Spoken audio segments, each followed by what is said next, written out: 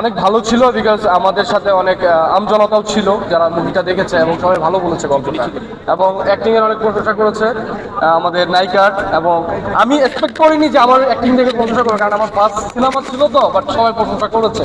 ভালো লাগছে, অনেক বেশি ভালো লাগছে, কারণ নিজের সিনেমা, যেটা প্রত্যেকটা মানুষেরই স্বপ্ন থাকে যারা হচ্ছে ইন্ডাস্ট্রিতে কাজ করে, মিডিয়াতে কাজ করে, সবার স্বপ্ন থাকে যে তাকে বড় পর্দায় দেখবে। সেটা আজকে আমি দেখতে পেরেছি, এবং আমি নিজে বসে নিজেকে বড় পর্দায় দেখতে পেরে আমার নিজে খুব ভালো লাগছে।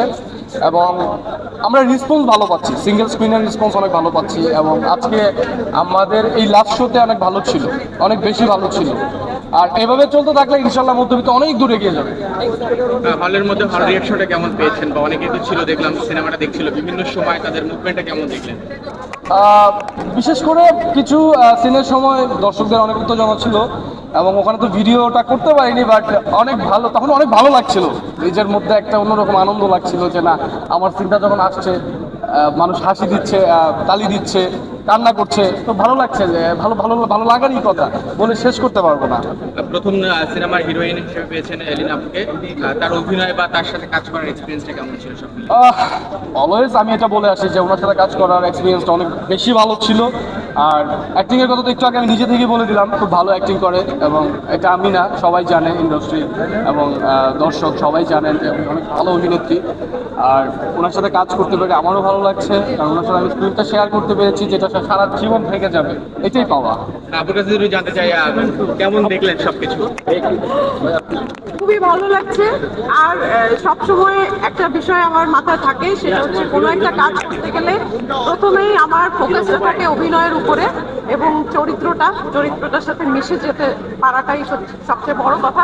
তো যেরকম প্রতিক্রিয়া পাচ্ছিলাম, পাশ থেকে বলছিল, পিছন থেকে বলছিল, এবং মানে একটু স্যাড সিনগুলোর সময়, আমার স্যাড সিনগুলোর সময় লোকজনের চোখ ছলছল করছিল। এটা তো একজন আর্টিস্ট হিসেবে দেখতে পারাটা অনেক ভাগ্যের ব্যাপার, ভালো লাগার বিষয়। এত কষ্ট করি দর্শকের এতটুকু রেসপন্স পাওয়ার জন্যই তো সেই জায়গা থেকে আমরা সার্থক। মধ্যবিত্তের গল্প দারুণ, টুকটাক ভুল ত্রুটি সব চলচ্চিত্রেই থাকবে, সেটা অস্কারপ্রাপ্ত চলচ্চিত্রেও যদি আমরা খুঁজি ভুল ত্রুটি আমরা খুঁজে পাবো, কিন্তু মধ্যবিত্ত ওভারঅল যদি সবকিছু মিলিয়ে চিন্তা করি, তাহলে আমার মনে হয় কমপ্লিট একটা চলচ্চিত্র নির্মাণ করা হয়েছে। হলে এসে দেখলে আমাদের আশেপাশে যেহেতু মধ্যবিত্তের সংখ্যাই বেশি, তারা এই চলচ্চিত্রটি দেখলে নিজেদেরকে বিভিন্ন চরিত্রের সাথে মিলাতে পারবে, এতটুকু বলতে পারি। এবং সুন্দর একটি গল্প, সুন্দর কিছু গান, এবং গানগুলো মুগ্ধ করে রাখবে, এবং শুরু থেকে শেষ পর্যন্ত কেউ বোর হয়নি, এনজয় করেছে।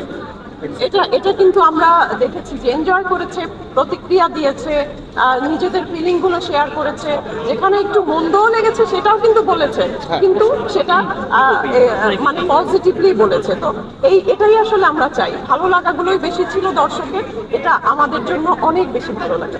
শিশিরের প্রথম চলচ্চিত্র নায়িকা হিসেবে আপনাকে পেয়েছে, তাকে কেমন দেখলেন তার প্রথম অভিনীত চলচ্চিত্রে? হ্যাঁ, আমি এর আগের ইন্টারভিউগুলোতে বলেছি যে প্রথম চলচ্চিত্রের হিরো হিসেবে যথেষ্ট ভালো ডেডিকেশন ছিল, এবং ওর লুকটা তো অনেক ভালো লুক। তো একজন হিরো হওয়ার জন্য যে গুণাবলী দরকার ওর ভেতরে সেগুলো আছে।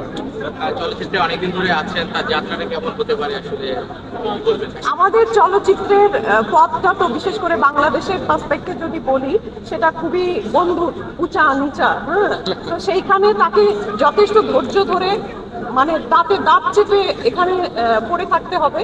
হ্যাঁ, ইমোশনাল হওয়া যাবে না, রাগ হওয়া যাবে না, হেরে যেতে হবে, একদম ধৈর্য ধরে টিকে থাকতে হবে, যেমন সাকিব খান থেকেছেন এতদিন।